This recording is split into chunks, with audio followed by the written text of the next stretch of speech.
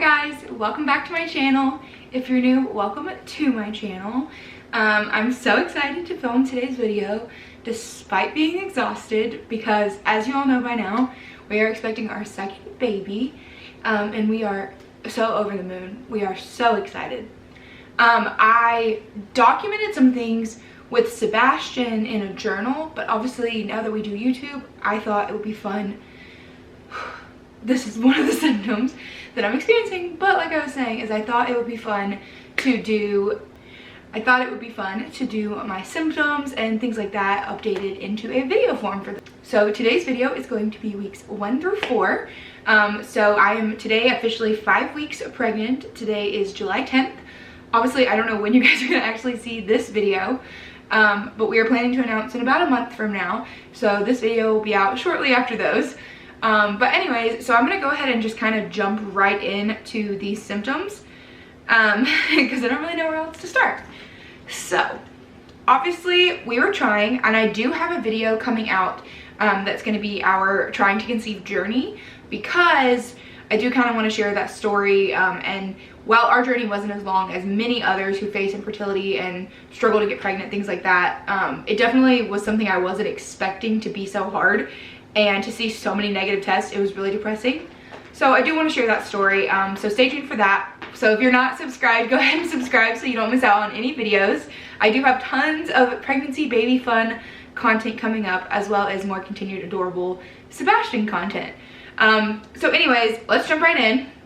So I kind of didn't take notes during my 2-week wait because I didn't think I was going to conceive this cycle either. I had taken notes a few cycles, and this one I was just kind of like, whatever, I'm not doing it this time, I'm not doing that to myself, you know, whatever. So I did feel kind of crampy, and then the only thing that I really remember from like those first 2 weeks is that, like, waiting before I could test, is just that I felt different. And I literally don't know any other way to explain that other than I just felt off. There was just something that was like, I feel like this cycle we conceived. I'm just super crampy, more so than like period cramps, but kind of like duller and in like different places. Like I was feeling a lot of cramps in my lower back, which is not where I get period cramps.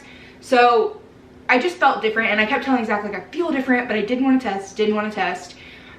So 7 DPO, so 7 days past ovulation, I took my first pregnancy test and it was negative, and that was depressing. And then on 8 DPO, I took another test and it was also negative. So on day 9, I decided I wasn't gonna test. I didn't want to know. I was like, whatever. But I remember on day 9 all day long thinking, I feel something. Like, I don't feel good. I feel like something is going on. I'm pretty sure I implanted somewhere in that time frame. And I remember just vividly feeling on that day, like, I wish I would have tested this morning with my first morning. I wish I would have tested. And so I was like, whatever, tomorrow I'm gonna test. Can't wait. So I wake up on day 10 and I tested, and if you saw that video, it's so embarrassing. It was so raw and so real. I was not expecting to see it, but there was that positive line. And so if you haven't seen that video, I'll link it above. But it was like the faintest line ever. And so I started kind of then writing down and trying to keep track of like different things. And then 2 things that I have kind of random that I don't have on specific days that just go along with these first 4 weeks is the first thing that like kind of confirmed that I was definitely pregnant was Cairo. So when I was pregnant with Sebastian, before we even found out I was pregnant, Cairo became clingy, like would not leave my side, wanted to sit in my lap, and he's very much like sits with Zach. And then now he like doesn't leave his cat tree. He's just a lazy cat who literally does nothing but sleep and sit on the top of the cat tree. Well, now he doesn't leave my side. Like, he's sitting right over there. He is like every room I'm in, he wants to be in. If I'm sitting on the couch, he kind of wants to be near me. If Sebastian is like jumping, Cairo kind of gets like on edge, almost like a dog would, but he's just very protective. Like, he knew something was going on. And so that was one thing that kind of like confirmed that, like, oh yeah, we're definitely pregnant. And then the second thing that's like super weird and I was not expecting, that's been going on for the last couple weeks, is Sebastian has been nursing non-stop. I wasn't expecting that because I had heard when you get pregnant, if you're like nursing a toddler through pregnancy, it's safe and all, but like usually the toddler will start to wean, especially because he's almost 2. So he's definitely not like in that first year or like even like before 18 months. Like he's oh, will be 21 months this week. So he's definitely like a bigger toddler. And I expected him, as my milk would start to change because of pregnancy, to be more like, kind of like wean himself off. But he's done the opposite, and he literally asks to feed every 5 minutes. I cannot sit down on the couch without him coming up and trying to either pull out my shirt, get my boob out, beg for boob. Like, I mean, it's nonstop, and it's exhausting because my boobs are sore because I'm pregnant. But it's like, especially, which this is a TMI video, so I should have done that in the beginning, but this is a TMI video. If you don't want to know all these symptoms, go ahead and click off. But yeah, my nipples especially have been so sore. It's just been awful. And so with Sebastian, when I was nursing him, when I first had him, I never had like all the pain of breastfeeding, the initial latch. Like, I never really experienced pain. I just didn't. I got lucky. Whereas now I am feeling it every time he wants to latch. And like, after he's latched, it's fine. But those like initial latch, whew, it's sore. It's painful. But anyways, okay, so that's like week 1 and 2. And then week 3, like I said, I just kind of felt different. I was crampy, tested on 7 and 9. Okay, so 10 DPO was my first positive, and that was July 2nd. July 3rd, I was exhausted. Like, just so tired, which has been kind of a constant state. I've just been exhausted since then. But I remember that day, I have several days on here where I like wrote it in bold because it was just like really heavy that day. So I was super exhausted on day 11 DPO. And then gassy, another thing that I assume happened with Sebastian, because I know that the gassiness comes from progesterone growing in your body, which is what happens when you're pregnant. And I'm assuming it probably happened, but I don't remember it being such a vital thing. Whereas with this baby, it is like, I am so gassy, and like, it's not even that I'm like farting. It's just that like the cramps and it feels like there is constantly like a state of like bubbling in my tummy. And it is just like super uncomfortable, which is kind of, I think, been partly why the cramps have felt so severe. Just because there's so much gas, and it's like just awful. That's one symptom that I've experienced that's just been absolutely awful. Okay, so then moving along. So July 4th. So we were outside all day long. I was starting to get super nauseous. I didn't eat breakfast that day, which I haven't really been eating breakfast. I'm just not really super hungry. Which is odd, but I'm really just not super hungry. But I didn't eat breakfast, and we were outside the whole day, and it was so hot. And my father-in-law made ribs, and I've never eaten ribs. I'm not a huge like chicken wing eating on bones. Like, I occasionally will like crave a chicken wing, and like wings are fine, but typically anything that's like on a bone, like pork chops, steak, I would rather like not see the bone. It's just one of those like, don't really like bones in general. Well, on this day, I ate my ribs, but because no one knew yet, and I didn't want to be rude, and we weren't ready to announce yet, but it was awful. I was kind of like trying to fight back, gagging the whole time, and the ribs were delicious. It had nothing to do with the food. It was just like eating it off of a bone was, thinking about it right now, is just like nauseating. It was just, it was not good. And then that day, kind of, I think from just being outside the whole day, I was pretty nauseous off and on the whole day, as well as just extremely tired. We had stayed at Zach's parents' house, and so we didn't sleep in our bed, and I've kind of been not sleeping great anyways, which has been another super fun symptom, is being exhausted and then not sleeping. Like, there's been twice now where I've woken up at 4:30 just ready to go, and then now it's like 10:55, 11, and I'm like, wow, I need a nap, and like I have to go to work, and I have a toddler, so I can't take naps. So that sucked. I remember with Sebastian, I literally was working overnights, and Zach would go to work in the mornings, so I would get off around like 7 or 8 or something like that in the morning, and I would sleep until 5, 6, 7, 8 whenever he got home before I had to go to work. Like, I would literally sleep for 12 hours a day. It was great, but I don't have that luxury this go around because I have a toddler and I have to work, and you know, just life in general. But yeah, that's been weird that I'm so tired and can't sleep that I'm just waking up. That's been definitely something I don't remember with Sebastian. With Sebastian, I could just sleep nonstop. It was great. Okay, so then 13 DPO, so July 5th, I kind of just have some same things, tired, crampy, gassy. And then this day, I remember having the most vivid dream. It was awful. I don't remember exactly. It was something along the lines of my brother and I were at my mom's house for some reason, and my brother had gotten involved in a gang, which is very not my brother at all. And apparently he had like gotten involved in a gang, tried to leave. Me and him were alone at my mom's house for some reason. My mom and Zach and Sebastian weren't around, and the gang members like came and like shot my brother like 3 times. And it was this like, I remember like vividly in my brain, and I woke up like terrified, like freaking out. And I didn't have vivid dreams like that with Sebastian, so that was weird too. But I know when my mom was pregnant with me, she used to have vivid dreams like that. My dad was a police officer working overnights, so my mom was like always kind of sketched out anyways, and then like would have those dreams. And so I don't know, maybe that means it's a girl. But yeah, so I remember I've had vivid dreams twice now, but that one especially was the first night I had one, and it was like I could see it like it was plain as day, and it was like creepy. So yeah, that's something that's different, that's weird. July 6th, so kind of all the same things. The only other new thing I put was veiny boobs, which is another thing that's been super weird. Zach actually pointed out when I was taking a bath with Sebastian, Zach looked down and was like, oh my god, and I was like, what? And my boob was just so veiny, which I remember they got just like that when I was pregnant with Sebastian, like right before he was born. I don't really remember it in the beginning.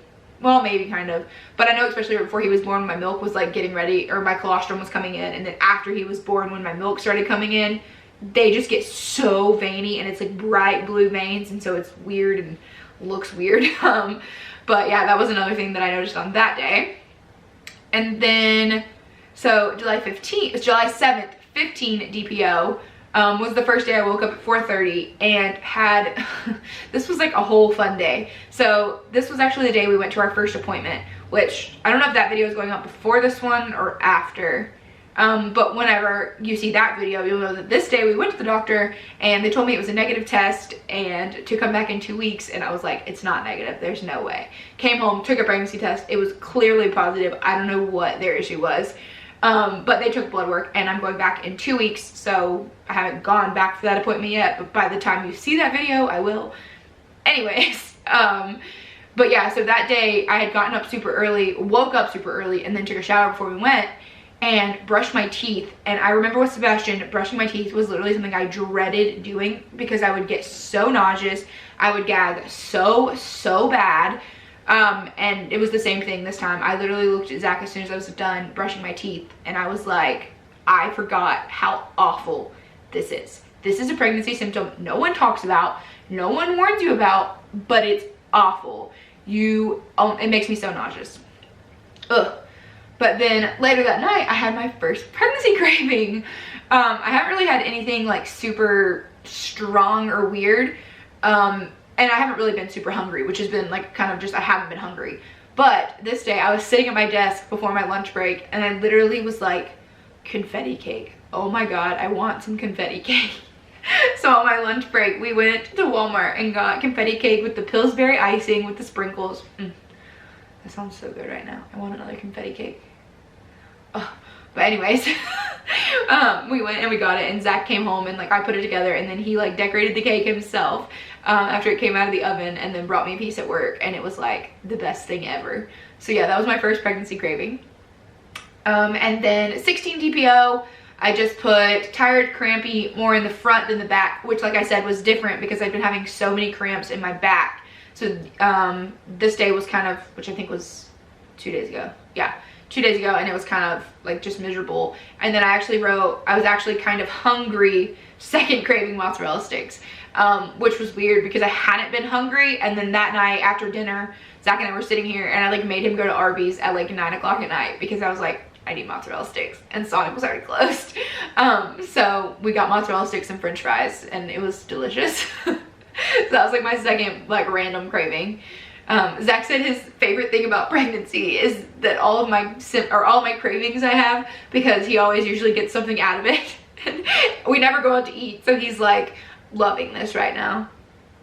And then 17 DPO, so yesterday I wrote swollen, nothing really new, just no appetite, not super crampy, exhausted, and then my ring barely fits. So my wedding ring like doesn't come off. I've been trying to take it off a couple times a day because my fingers get so swollen. But I'm also just trying to drink water because I know that'll help some of the swelling. But I'm just feeling so bloated, which I know with your second pregnancy you show faster than with your first, but I'm definitely not showing. I mean, it's the size of a sesame seed, but I do know that like with Sebastian, I bloated super huge and then it all went away and I didn't look pregnant again until 20 weeks, or 22, 21 weeks, something like that. And I'm doing the same thing this time. Zach looked at me last night and he was like, you look like you're 9 months pregnant. And I was like, gee, thanks. But it's like just the bloat. Like I literally just am so bloated.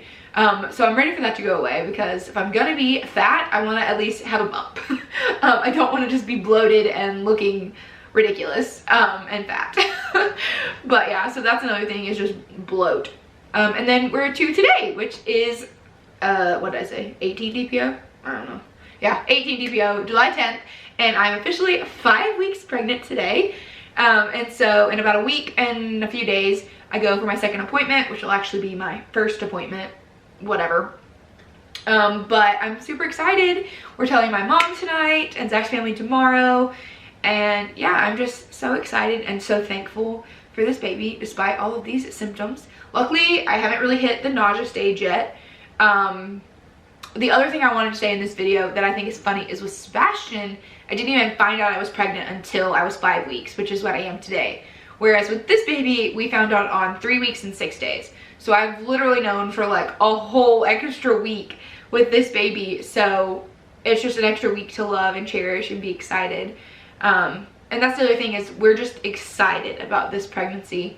With the last one, it was such a shock. We like weren't expecting it, weren't trying, weren't really ready. We were living in a 1-bedroom apartment in Portland. We moved across the country at 7 months pregnant. We moved back and didn't even have a house, didn't know where we were gonna live, where the baby was gonna go. And there was a lot of stress and anxiety. Whereas this time, we have a house. My office is gonna become the nursery.